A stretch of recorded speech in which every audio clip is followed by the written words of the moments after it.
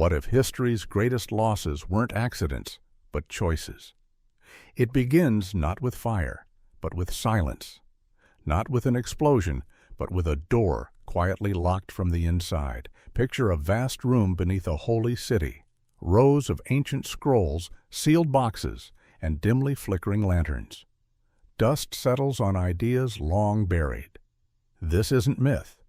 It's memory. We often think of history as a trail of discoveries, one generation building on the last, each step forward hard-earned. But what if some steps were erased, not forgotten? What if entire breakthroughs, centuries ahead of their time, were hidden, shelved, stolen? Not to protect humanity, but to preserve power. This is not a conspiracy tale. It's a story about silence and the choices behind it. Across the centuries, empires and institutions have quietly removed certain texts from the public eye. Some were burned. Others, more valuable, were kept, hidden in catacombs, locked in vaults, dissected behind closed doors. These were not just books. They were the lifeblood of human possibility. Medical formulas lost for generations, scientific blueprints concealed until their use suited new masters, spiritual teachings repackaged in sanitized forms. The idea that knowledge can be dangerous isn't new. But who decides what is dangerous? A text that questions dogma, a treatise that reveals a cure, a map that exposes hidden wealth. For every manuscript erased from the shelves of public libraries, there is a whisper in some official corridor, a transaction in a sealed archive, a document marked with a code rather than a title. This narrative isn't about blame, it's about wondering. Imagine if the complete engineering notebooks of Hero of Alexandria had been publicly studied in the 5th century. What might the world look like now? Or if Mayan astronomical codes had guided not only ships, but the understanding of our place in the cosmos? What if the dreams of ancient Tibetans about consciousness and perception had not been dismissed, but studied with openness and care? Instead, again and again, when such knowledge appeared, too complex, too challenging, too freeing, it was taken. The official stories spoke of wars, fires, misunderstandings. But again and again, the most valuable ideas were not lost. They were relocated. This series is a journey, not into fantasy, but into the quiet spaces where history bends, into the archives that remain locked, into the missing chapters of our collective book. We'll walk through 10 extraordinary moments. Each one centers on a theft, sometimes literal, sometimes institutional. Each one marks a point where humanity might have leapt forward, but instead paused, redirected by the hands of those who feared what might come next.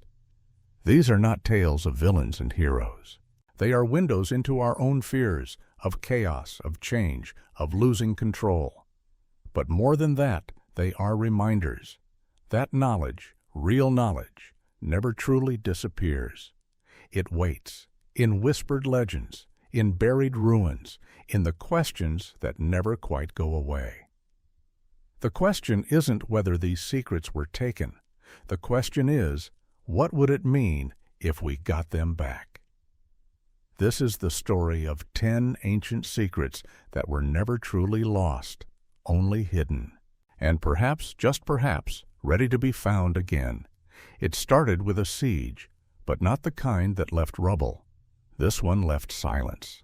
In 1204, as crusaders stormed the Byzantine capital of Constantinople, a smaller, quieter army moved with precision through the imperial library. Beneath the chaos, cloaked men with careful hands opened cabinets, rolled manuscripts, sealed crates. They weren't there to loot gold. They came for something far more valuable, ideas. The Vatican had spent decades preparing for this moment.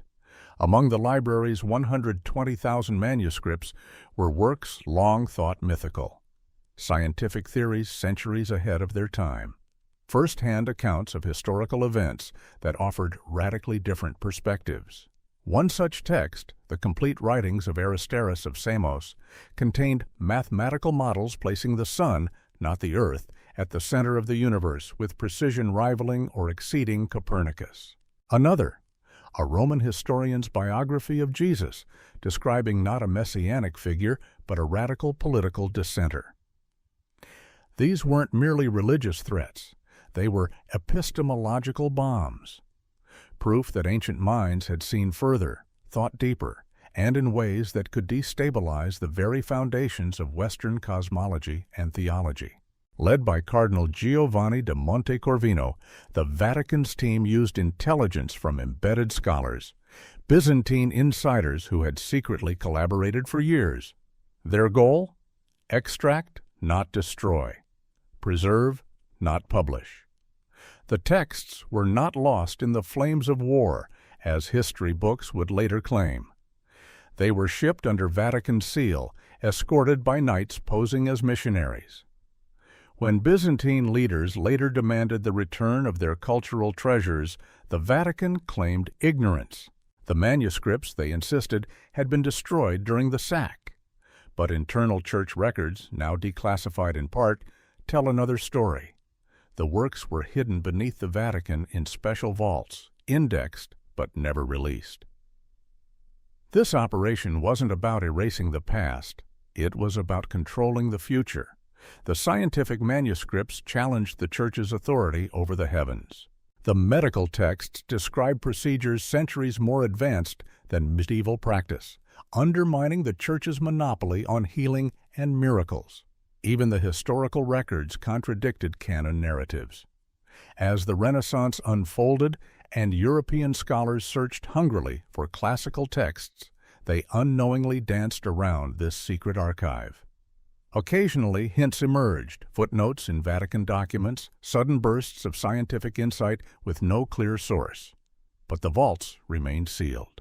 Why suppress this knowledge?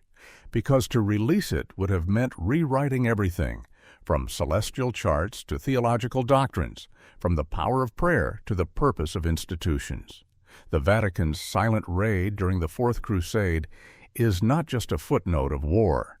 It is the quiet redirection of intellectual history, a choice to withhold, to protect an institution's authority rather than empower the collective progress of humankind. Today, those manuscripts may still exist, hidden behind climate-controlled walls, their ink untouched for centuries.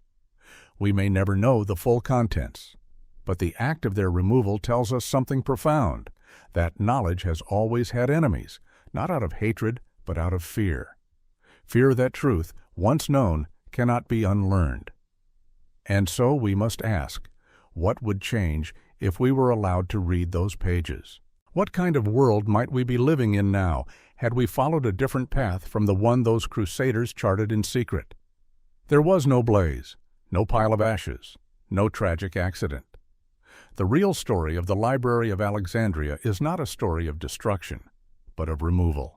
For centuries, we've been taught that one of humanity's greatest intellectual treasures vanished in flames, consumed by religious zeal or imperial neglect. But recent archaeological evidence paints a different picture, one of systematic extraction, not sudden loss. It began in 391 CE when Emperor Theodosius I ordered the closure of pagan temples across the Roman Empire. Behind the scenes, Roman intelligence operatives had already identified critical manuscripts within Alexandria's famed library, texts too dangerous, too revolutionary to remain in public hands. Instead of torching the shelves, agents carefully emptied them. Hero of Alexandria's notebooks were among the first to disappear. Within them were detailed blueprints, machines powered by steam, programmable devices using water flow and weights, early concepts of mechanical computation. These weren't philosophical musings. They were working models of technology that wouldn't reappear for over 1,000 years. Then came the astronomical records. Scrolls charting planetary movements with eerie accuracy, eclipse predictions to the minute, and cosmic calendars that reached beyond the known world. Some documents even hinted at earlier civilizations, ones that had risen and fallen before recorded history, leaving behind only fragments encoded in starlight. Medical texts followed, surgical techniques more precise than anything medieval Europe would discover for centuries. herbal formulations that could reduce fevers, ease childbirth, or treat neurological conditions. Modern science still struggles to understand. Roman officials didn't act alone. They recruited local scholars, lured by promises of protection, to assist in the transfer. Believing they were preserving the library's legacy, these scholars unknowingly became part of its disappearance. The manuscripts were loaded onto ships. Their destinations kept secret. Some were taken to imperial archives in Rome. Others, it is believed, vanished into private collections or state-sanctioned research repositories. By the time the public was allowed to mourn the Library of Alexandria, the most important volumes were already gone. In time, a new story emerged: that the library was destroyed by Christian mobs or invading armies. A myth of loss, not of theft. But in the 1990s, excavations beneath Alexandria revealed something curious, no evidence of widespread fire. Storage chambers showed signs of careful removal, not destruction. Roman transport logs uncovered in unrelated archives recorded massive shipments of scrolls in the very years the library was supposedly destroyed. So what was truly lost? Not just ancient knowledge, but the opportunity to evolve faster, understand deeper, and perhaps become something more than we are. The extraction of Alexandria's library wasn't a tragedy of war. It was a calculated decision to control the flow of ideas. And like all such decisions, it raises a quiet but urgent question. Who decides what we're allowed to know? And if the greatest minds of antiquity are still whispering from locked vaults, what might they be waiting for? In the humid jungles of the Yucatan, beneath thick canopies and ancient stone, the stars told stories no European had ever heard. When Spanish conquistadors arrived in the 16th century, they came with steel, fire, and scripture. But what they found in Mayan libraries startled even the most hardened among them: folded codices filled with mathematical precision and astronomical foresight, predictions of eclipses with uncanny accuracy. Calendars mapping cosmic cycles so long they spanned thousands of years. Knowledge not just preserved, but alive. The official tale tells of destruction, sacred books thrown into flames by missionaries who feared demonic influence. But the truth, as always, is more complex and more deliberate. Spanish officers quickly recognized the value of what they were seeing. These weren't the idle musings of a primitive people. They were scientific instruments in ink and bark, tools for navigation, weather prediction, and long-term planning. Far from destroying them, many codices were quietly packed away and shipped to Madrid. Among them was the now-lost Jaguar Prophecy, a codex said to contain eerily accurate predictions of European arrival, disease outbreaks, and global disruptions centuries in the future. The Spanish court quickly realized that allowing such knowledge to circulate could undermine colonial control. If the conquered were revealed to be visionaries, the conquerors would appear diminished. One particularly coveted text was the star calendar. It mapped planetary cycles with a clarity that rivaled the best European observatories without telescopes. Court astronomers studied it in secret, incorporating its insights into maritime navigation and weather forecasting. But the source was never acknowledged. The wisdom was too unsettling. Then there were the medical codices, handwritten manuals of pharmacology and surgery. Remedies drawn from jungle plants unknown in Europe, described with exact doses, treatment durations, and preparation methods. Spanish physicians recognized their potential, even tested them. But public credit was denied. The idea that indigenous people could hold medical knowledge beyond European reach was unthinkable.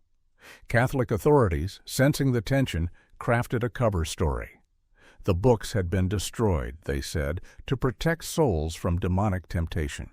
But internal memos and secret inventories tell a different story, one of hidden vaults, restricted access, and silent study. When European scholars later puzzled over the sophistication of Mayan timekeeping or botanical knowledge, they did so without access to the full picture. They studied fragments, while the originals gathered dust in locked chambers. To this day, requests to examine the so-called lost Mayan codices are denied. Spanish institutions claim they were burned. But occasional references in court documents and navigation manuals hint otherwise. So what if we'd read them instead of hiding them? What if Europe had chosen to learn rather than erase? Could history have unfolded differently? Less as conquest, more as exchange. And how many futures already foretold in jaguar ink and folded pages have we ignored while looking the other way? The wind over the Tibetan plateau carries more than cold. It carries memory. In 1959, as Chinese troops swept through Tibet, the world watched with political eyes. But beneath the headlines about sovereignty and rebellion, a quieter operation unfolded, one that had little to do with borders and everything to do with the boundaries of the human mind. Hidden in the monasteries dotting the Himalayas were libraries filled with manuscripts, some of them centuries old, others passed down orally until written in delicate ink. These were not religious texts in the traditional sense. They were manuals, instructions, records of a different kind of science, consciousness. Chinese military officers, guided by intelligence briefings and whispered translations, moved methodically. They weren't seeking to suppress religion. They were extracting knowledge. Inside these scrolls were teachings about meditation, not as a spiritual exercise, but as a form of internal technology. Step-by-step protocols for slowing the heart, altering perception, even separating awareness from the physical body. Practices refined through generations of disciplined training, each tailored to unlock capacities Western science had barely begun to explore. Among the seized documents was the so-called Consciousness Transfer Manual, detailing methods for maintaining awareness during states of clinical death. Other texts described remote viewing, the ability to perceive distant locations through trained mental focus, and techniques for strengthening immunity or accelerating healing through directed intention. To the invading forces, this wasn't mysticism. It was a potential military asset. The monks who resisted or refused to translate were imprisoned. Some vanished entirely. Those who cooperated were eventually silenced, their knowledge recorded, dissected, then hidden. The manuscripts were transported to secret research facilities. There, Chinese scientists attempted to replicate the effects using laboratory methods, but they found that these techniques couldn't be divorced from the cultural, ethical, and spiritual frameworks that shaped them. Still, the programs continued in silence. Meanwhile, the outside world was told a different story. That monasteries had been destroyed, that old scrolls were burned in the name of progress. But exiled lamas who made their way to India told another tale. They described specific targeting of libraries, precise lists of texts to be seized. Someone knew what they were looking for. And then there were the results. Years later, rumors began to surface of experiments in state-sponsored telepathy, of psychic espionage, of meditation-enhanced operatives. No proof, only shadows. What if those texts weren't myths?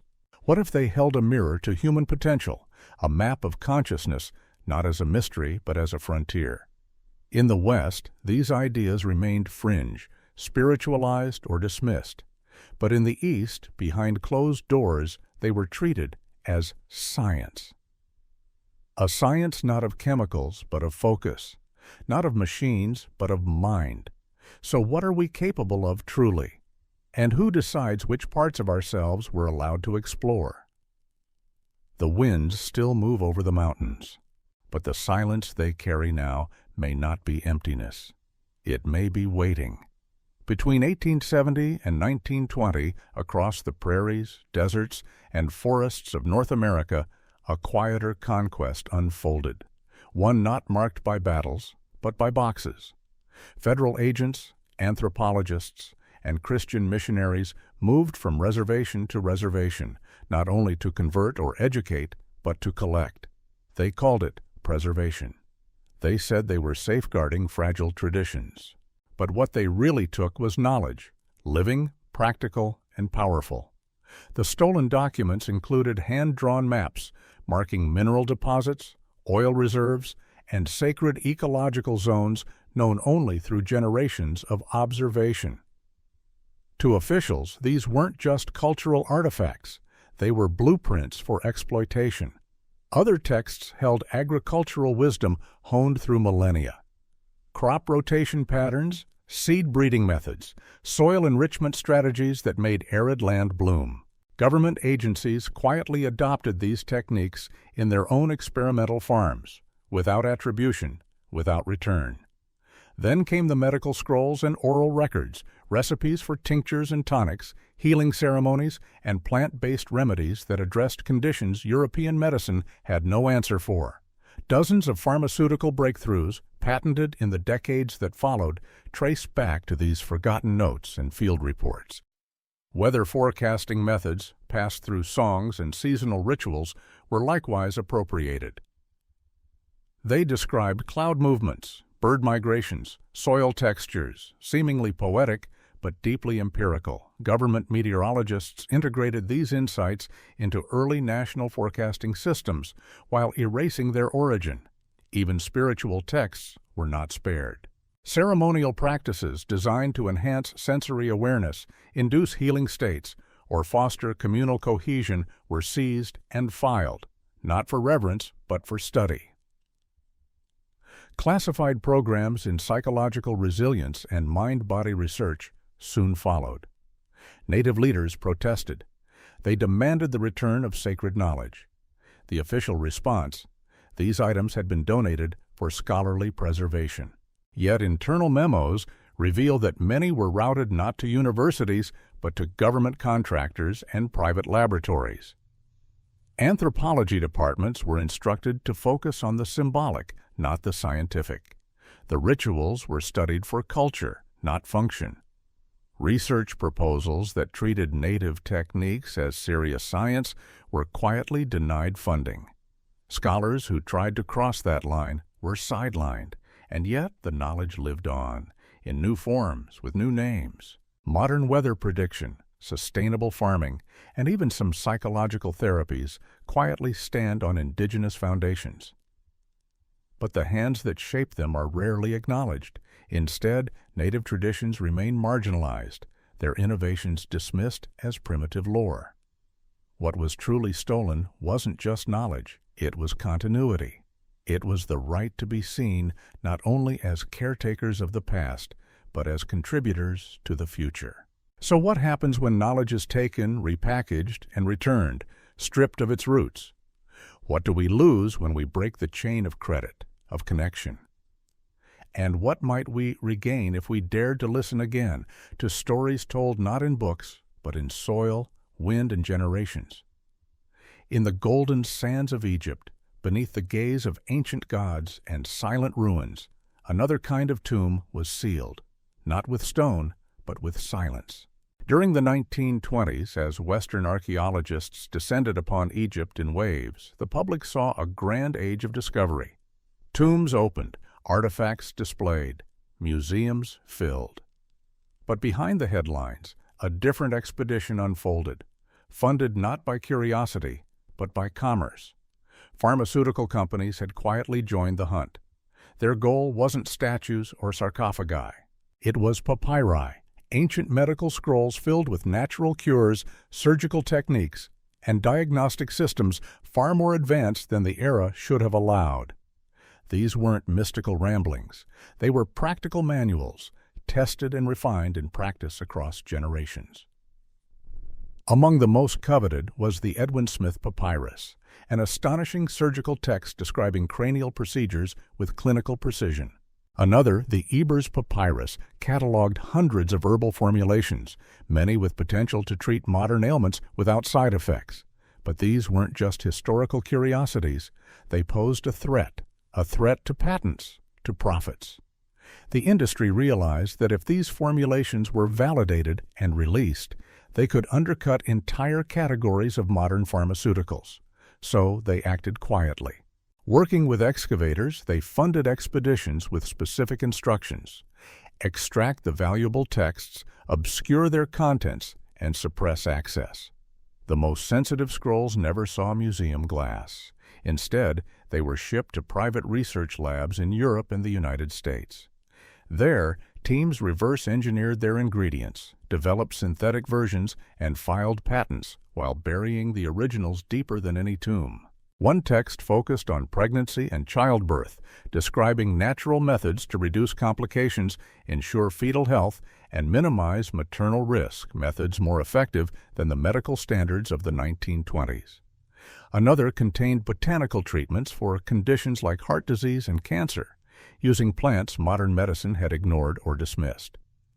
Egyptian authorities were bribed, scholars misled. When academics requested full access to the papyri collections, they were told the scrolls had been damaged or lost in transport.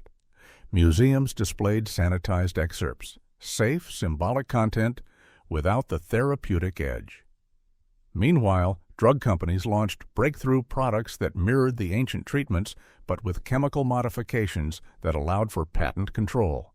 The source? Never acknowledged. Research into ancient medicine became quietly discouraged. Grants were denied. Departments shut down. The message was clear. The past was history, not competition. But now and then, a page resurfaces. A researcher finds a note. A papyrus fragment contradicts the official story, and we begin to see the shape of what was taken. What if the answers we seek, in healing, in prevention, in wellness, aren't in tomorrow's technology, but yesterday's wisdom? And what might it mean that nearly a century later, we're still chasing remedies that someone once buried because they worked too well? In the dust of Mesopotamia, where the Tigris once cradled the earliest cities, archaeologists in the 1930s uncovered something extraordinary, rows of cuneiform tablets that seemed to whisper secrets across time.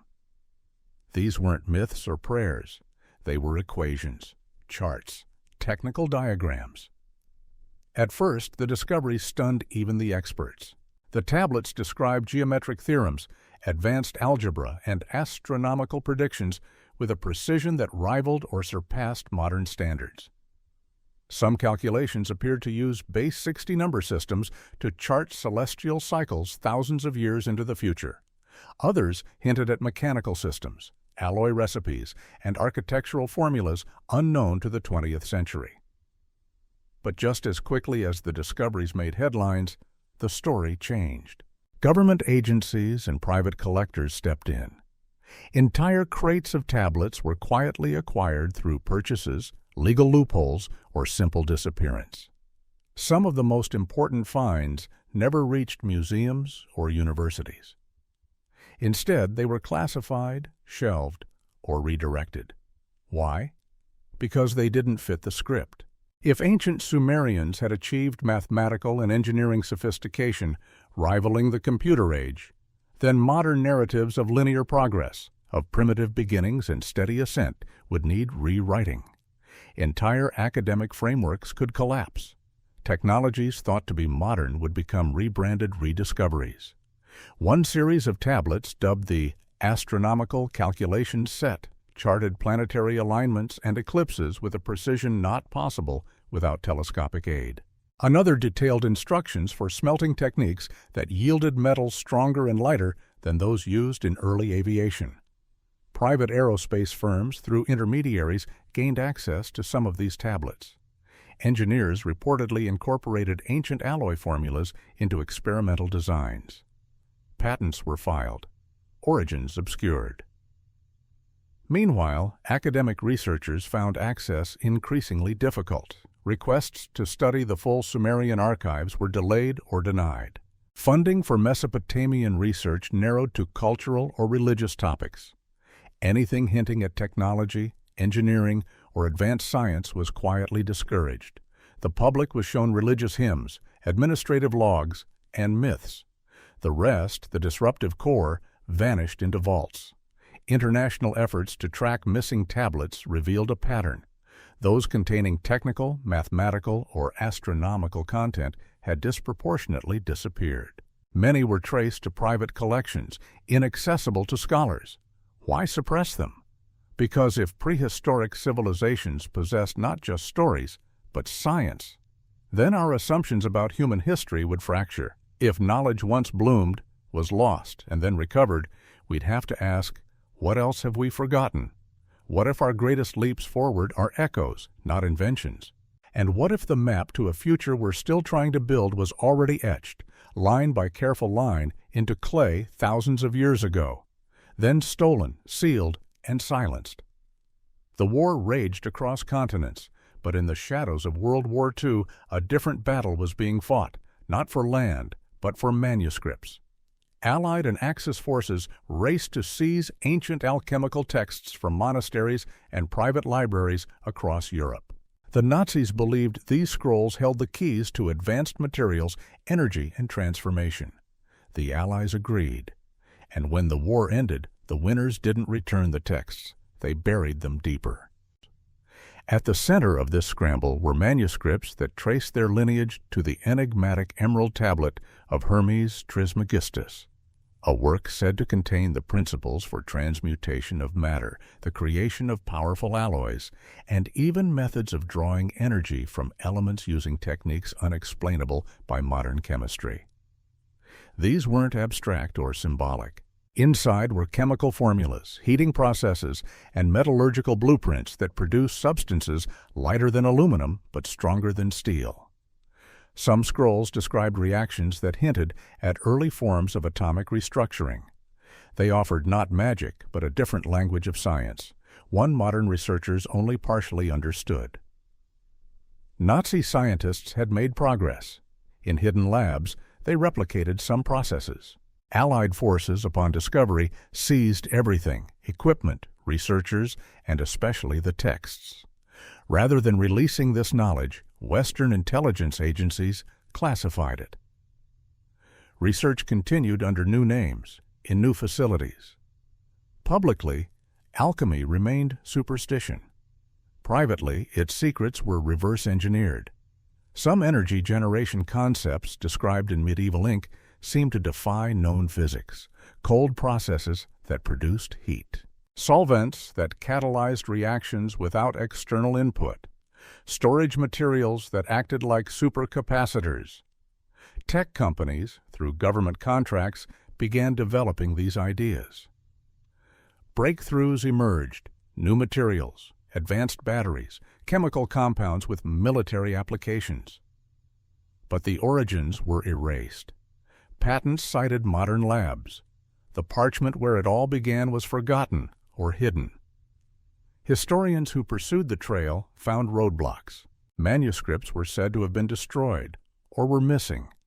Libraries had empty catalog entries. Funding for alchemical studies evaporated. The field was pushed to the margins, its scientific potential dismissed. But now and then, fragments surfaced: a page in an auction, a footnote in a patent, echoes of a knowledge stream diverted underground. What if alchemy wasn't about gold or immortality, but about matter itself? How it moves, how it changes, how it stores energy?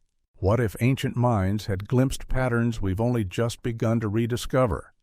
And what might we unlock if, instead of dismissing the past as fantasy, we listened to it as an alternate script for the future? The real philosopher's stone might not turn lead into gold.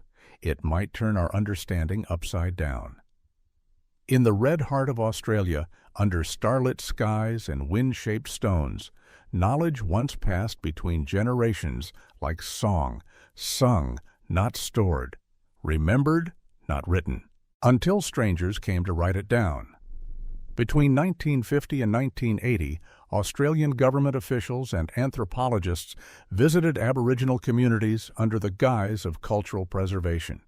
They carried notebooks and tape recorders.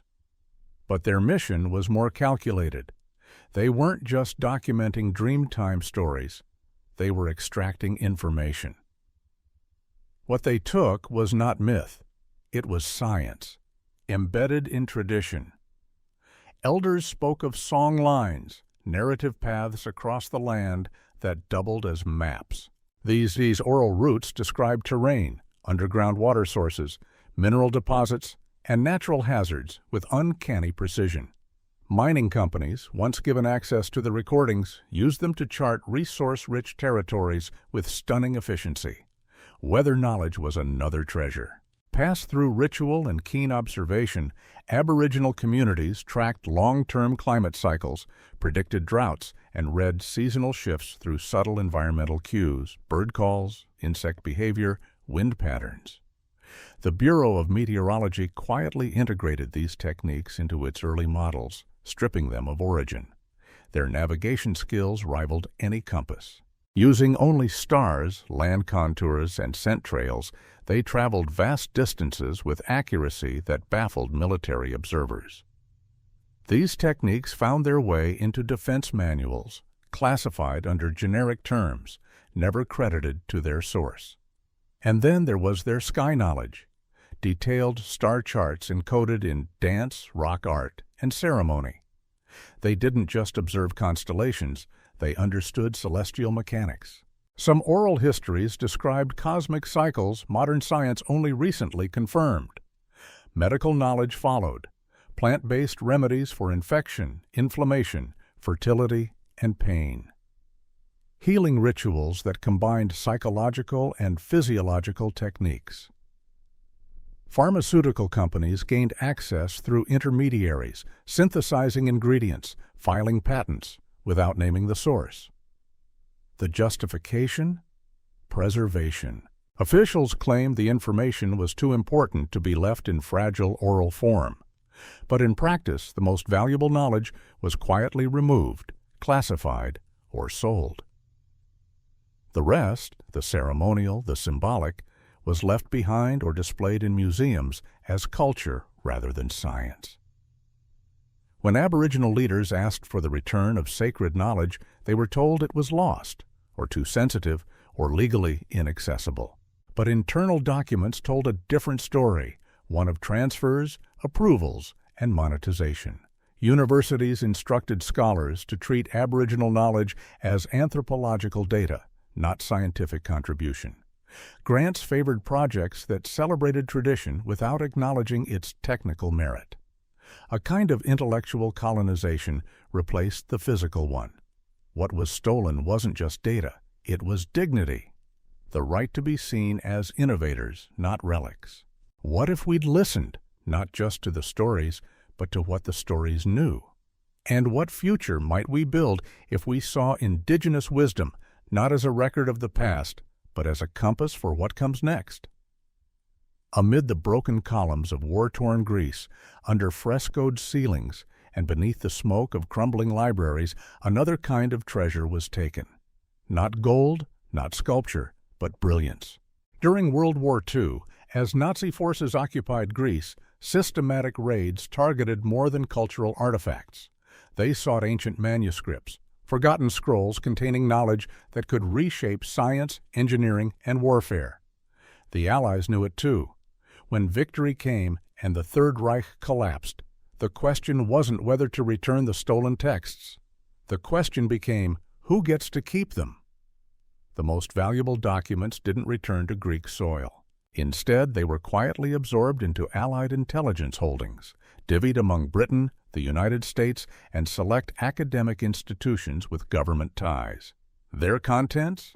Nothing less than the lost works of Archimedes, Pythagoras, and anonymous engineers whose discoveries had somehow survived the centuries. One such manuscript, now believed to be an unpublicized variant of the Archimedes palimpsest, detailed principles of calculus and infinite series, concepts that wouldn't formally surface until Newton. Another outlined geometric blueprints for automated mechanical systems that hinted at early robotics. There were also acoustics diagrams from ancient amphitheaters showing how to shape stone to carry sound across great distances without amplification. These were quietly adapted into early research for sonic technologies and surveillance devices. And then there were metallurgical scrolls, lost formulas for fire-resistant compounds, flexible armor, and incendiaries. Some are believed to have influenced modern formulations of flame-retardant materials and aerospace alloys. Publicly, these texts never existed. Official records claimed they'd been lost to bombing raids or Nazi fire. But classified files later revealed a different reality. Crates marked as museum recovery were diverted to military archives and research facilities. Their Greek origin erased. When post-war Greece petitioned for the return of its heritage, it was told the documents were unrecoverable, damaged, misplaced. But references to their contents began surfacing in post-war scientific literature, always unattributed, always incomplete. Academic researchers who questioned the disappearance of key Greek scientific texts found doors closing, funding dried up, archives suddenly restricted access. The message was clear. These ideas now belong to someone else. What was lost wasn't just cultural patrimony, it was continuity. The recognition that ancient Greece was not only the cradle of philosophy, but also a foundation of physical science, far beyond what we've been told. What if the missing link between classical geometry and modern physics didn't need discovering, only unboxing? And what responsibility do we carry today if the blueprints of our future were drawn thousands of years ago, then hidden in the name of victory? They called it a conspiracy. But it was really a pattern. In each case, whether in a Tibetan monastery, a Mayan temple, a Greek archive, or a desert cave, knowledge wasn't lost by accident. It was taken, deliberately, silently, then hidden. The final decades of the 20th century revealed a tapestry woven from many threads. Declassified documents, unearthed transport logs, and unsealed academic correspondences began painting a fuller picture. These weren't isolated events. They were echoes of the same impulse, to control the narrative by controlling the archive. What do all these hidden manuscripts have in common? They contain knowledge that threatens hierarchies. That collapses the illusion of progress as a linear climb. That shows, again and again, that ancient civilizations weren't stumbling in the dark, but grasping at stars, healing with plants, charting the heavens, and solving equations we've only just begun to understand. And each time humanity stood at the edge of rediscovery, someone stepped in, not to destroy, but to redirect, to preserve for the few, not the many. The pattern spans continents and centuries. From Vatican vaults to research labs, from war zones to wildernesses, always the same story. Identify what could change everything. Extract it. Suppress the source. Reintroduce the knowledge later, under new ownership.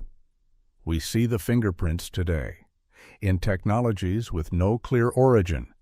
In pharmaceuticals derived from unnamed plants.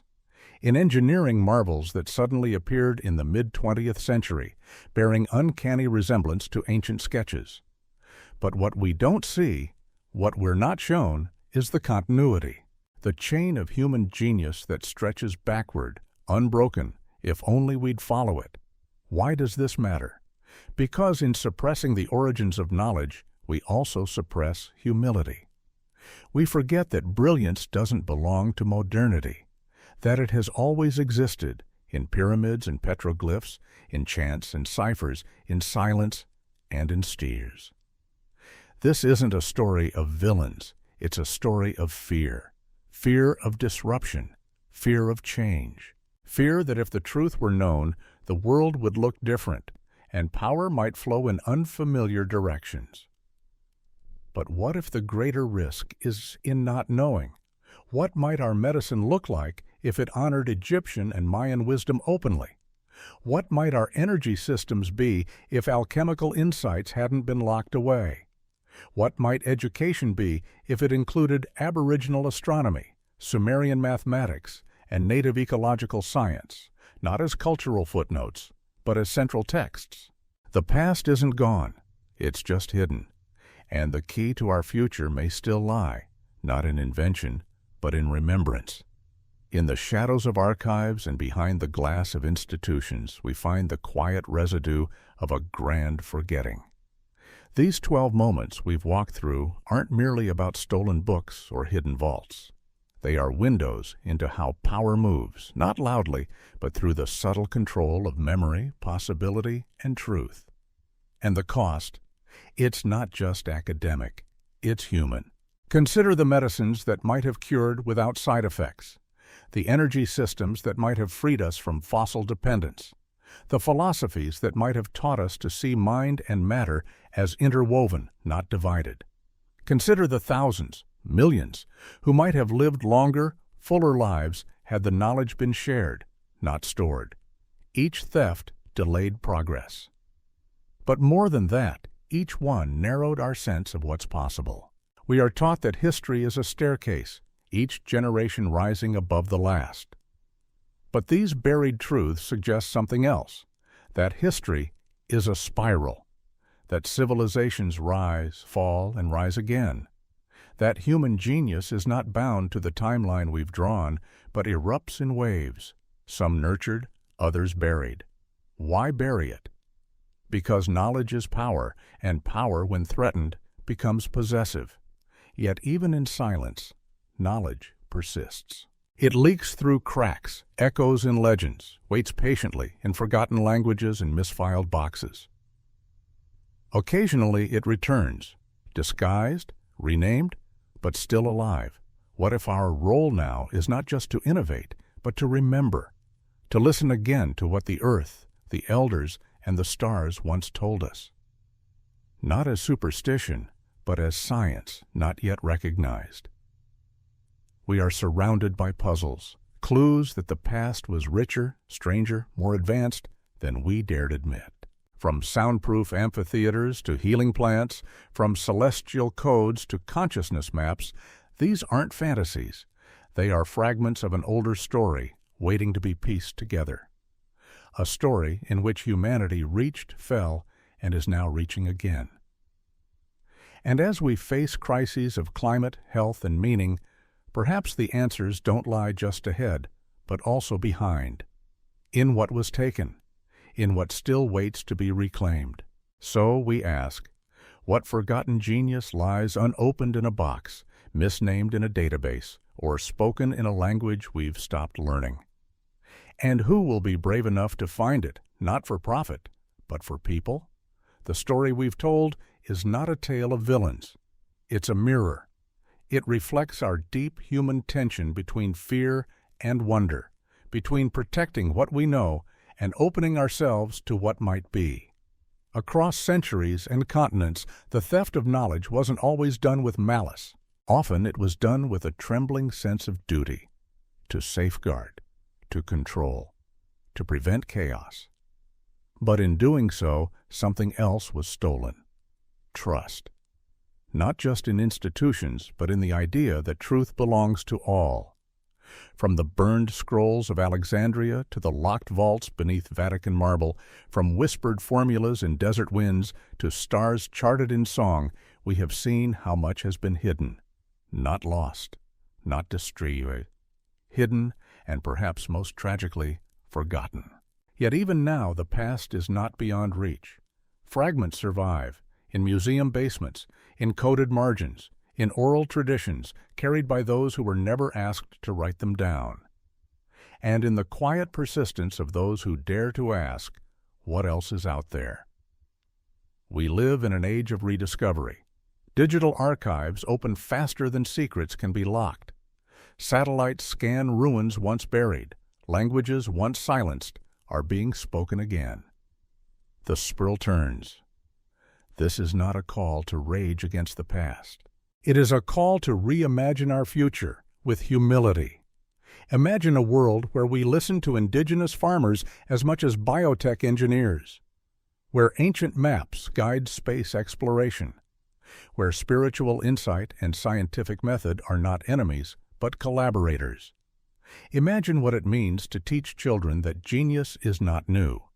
It is perennial, that the future is not a rejection of the past, but its unfolding. What was stolen can be found. What was buried can be unearthed, but only if we're willing to look, not for miracles, but for meaning, not for legends, but for lineage.